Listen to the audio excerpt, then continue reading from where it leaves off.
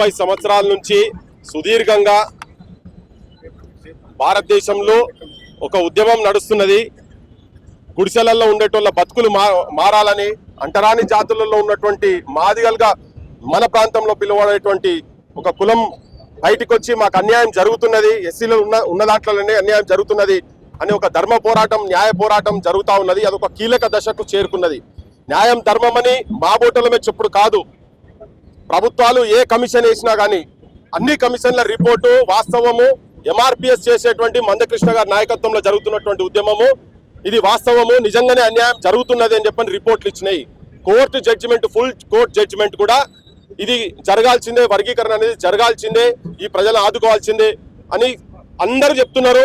ఏ రాజకీయ పార్టీ నాకు తెలిసి మన దగ్గరనైతే ఏ రాజకీయ పార్టీ మేనిఫెస్టోలల్లా వర్గీకరణకు అనుకూలం కాదు అని ఎవరు కూడా బయటికి వచ్చింది మాత్రం లేదు. అందరూ అనుకూలంగానే ఉన్నారు. కానీ ఇప్పుడు ఈ దశకు వచ్చిన తర్వాత ముఖ్యమంత్రి కూడా అసెంబ్లీలో చెప్పిన తర్వాత, జడ్జిమెంట్ వచ్చిన తర్వాత అసెంబ్లీ చెప్పిన తర్వాత కూడా ఇప్పుడు ఎందుకంటే మళ్ళా ఆగుడు ఎందుకు ఆగిందంటే, కేసీ వేణుగోపాల్ అని ఒక పెద్ద మనిషి, కాంగ్రెస్ పార్టీ అధ్యక్షుని కన్నా పెద్ద ఆయన మరి మాకు ఎరకలే కానీ ఆయన ఒక ప్రకటన ఇచ్చిండు. ఆ ప్రకటనలో ఈ రేవంత్ రెడ్డి తెలంగాణ ప్రభుత్వం కూడా ఇది వర్తిస్తుంది, ఇది ఆపాల్సిందే, మేము చెప్పే వరకు ఇది అమలు జరగొద్దు అని చెప్పిన. అందుకనే ఇక్కడ సమాజం కూడా అందరు చూస్తున్నారు. కేవలం మాదిగ కులమే కాదు, నేను మొత్తం సమాజానికి చెప్తున్నా, ఏ కార్యమైనా, శుభకార్యమైనా, శోకమైన ప్రతి ఇంట్లలో మన ఇళ్లలో మాదిగ డప్పు లేనిది మనం ఏం ఫంక్షన్లు చేసుకోలేదు. కనుక వాళ్లకు సంఘీభావంగా వాళ్ళ నోటికాడి బువ్వను చేతిట్ల అన్నం లోపలికి పోతున్న టైంలో చేయి పెట్టి కొట్టే ప్రయత్నం చేస్తున్నారు కదా.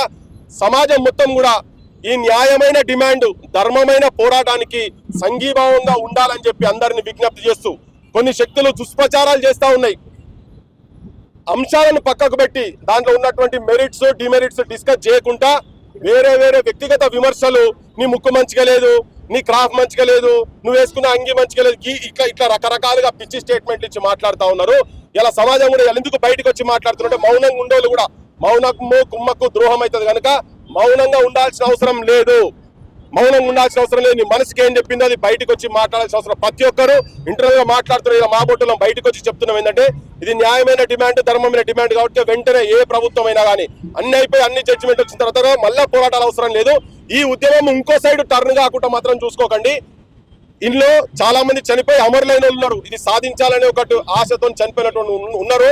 ఇంకా భవిష్యత్ అటు జరగకుండా ఇది మీరేదో అనుకోని ఇది ఆపితే ఆగుతుందని మాత్రం భ్రమ. మీరు ఇప్పుడు సమాజం మొత్తం ఎంఆర్పిఎస్ కు అండగా ఉండి రిజర్వేషన్ కు అమలయ్యేదాకా కొట్లాడేందుకు సిద్ధంగా ఉన్నదని చెప్పి సమాజాన్ని కూడా విజ్ఞప్తి చేస్తున్నాం. కేవలం వీళ్ళే కాదు, ఇలా నేను మొదటి రోజు చెప్పినాం మేము, మా డప్పు 1,00,000 ఉన్న ఒక డప్పు ఇంట్లోకెళ్ళి బయలుదేరిందని చెప్తున్నాం. ఇలా వచ్చి కొట్టినాం.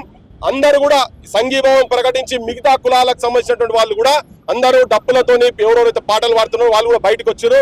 ఇంకా ఈ రోజు హైదరాబాద్ నిజం కూడా ఆ రోజు మొత్తం నా భూతో నా భవిష్యత్ అన్నట్టుగా దిగ్బద్ధం చేయాల్సిన అవసరము ఉన్నది. ఈ డప్పు సప్పుడ్లతోని రాజకీయ నాయకులకు ఎట్లయితే భగత్ సింగ్ అసెంబ్లీలో భైరవంకు సునానేకి ధమాకాకే జరూరత్ ఎట్లయితే అన్నాడు, ఆ ధమాకా ఇలా మాదిగ జాతికి సంఘీభావంగా ఉండి 50 మంది ప్రజలు మొత్తం వచ్చి హైదరాబాద్ లో డంకా ముగాయిస్తే ప్రపంచం మొత్తం వినబడాలి, గిన్నిస్ బుక్ రికార్డు కావాలి. ప్రపంచం మొత్తంలో ఇంత మహత్తర పోరాటము నెల్సన్ మండేలాలు ఇటువంటి వాళ్ళు కాదు, ఇక్కడ కూడా ఈ ప్రాంతంలో కూడా జరిగిందని చెప్పి ఘంటాపదంగా చెప్పాల్సిన అవసరం ఉన్నదని చెప్పి విజ్ఞప్తి చేస్తున్నా. Thank you.